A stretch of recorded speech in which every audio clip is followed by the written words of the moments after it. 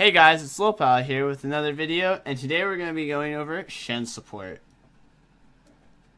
So, for the start of this laning phase, we're just going to start Taunt because it does the most damage and has CC for our lane. We're going to be maxing Taunt in this game too because we want to reduce the cooldown of it and increase the damage. Taunt's your primary source of setting up utility and CCing in the team fights. Now, fortunately for us, we didn't have to leash in this situation, so we've already established a push going on. For the most part, we just want to stick with our AD carry and make sure we're a little bit pushed forward so that our AD carry can constantly push the lane and push into the turret, especially since Caitlyn wants to harass. Now, since we have the huge wave pushed in, we just taunt in and do any damage that we can. One thing to note is that we're taking Aftershock, so anytime you hit your taunt, it'll proc the Aftershock right here, as you can see. Now, in this situation, because we're proccing the Aftershock and getting the shield, we take about no damage from Braum passive, so we don't need to actually give too much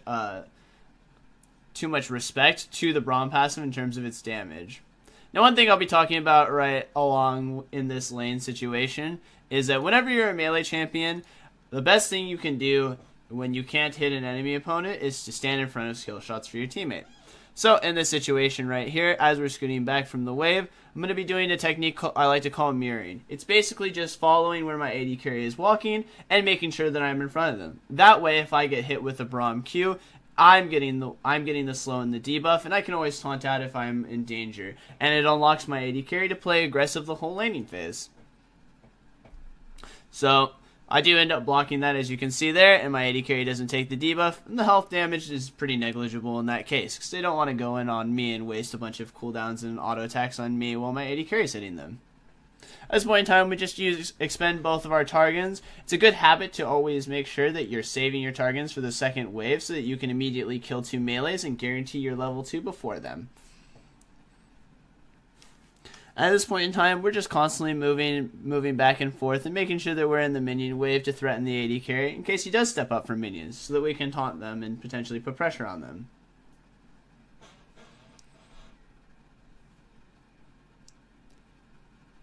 Some of the laning phase will always be boring in melee versus melee, but it's just about making sure that you're doing everything you can to unlock your AD carry from pressuring.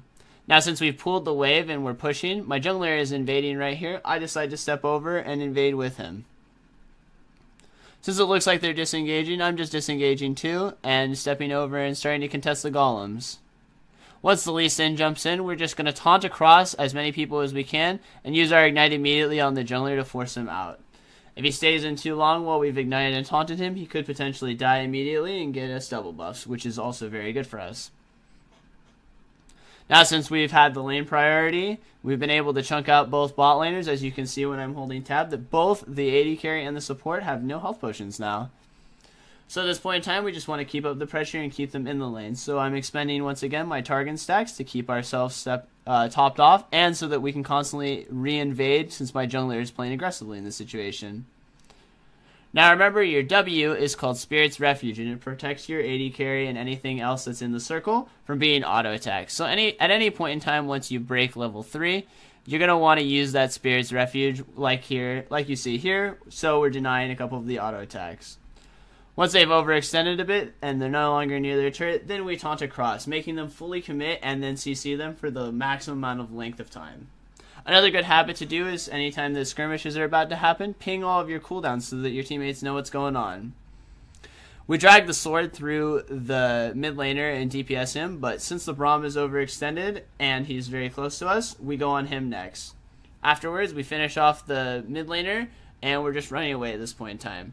Remember that dragging your sword through a player slows them down, which also gives you Font of Life procs and can give you a shield cooldown. Kind of break down exactly what happens in this team fight now that we've seen it erupt once, is that first of all, we're going on the mid lane. The mid lane is the one caught. Now remember, we have no taunt and we have no shield, so we have no way to CC this player. So we're going to walk up and around behind him and pull the dagger through him. This will slow him down and allow our Renekton to keep DPSing him. Thing to note is the Braum is incredibly low and our taunt is coming up in a few seconds, so we're probably going to most likely switch to him.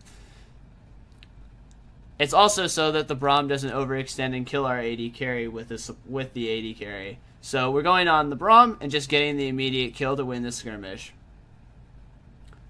After we get that, we're shifting our attention to the mid laner. So we first use our dagger and flash to get onto the mid laner, and use Spirit's Refuge, the W, to prevent the auto attack from stunning us. That way we can get the maximum amount of DPS on this guy and kill him. After that, remember guys, pay attention to your dagger spawn so that you know where you can rip it through someone and slow them down. This will prevent you from getting killed in a lot of situations because it'll slow them and give you a shield if your passive permits.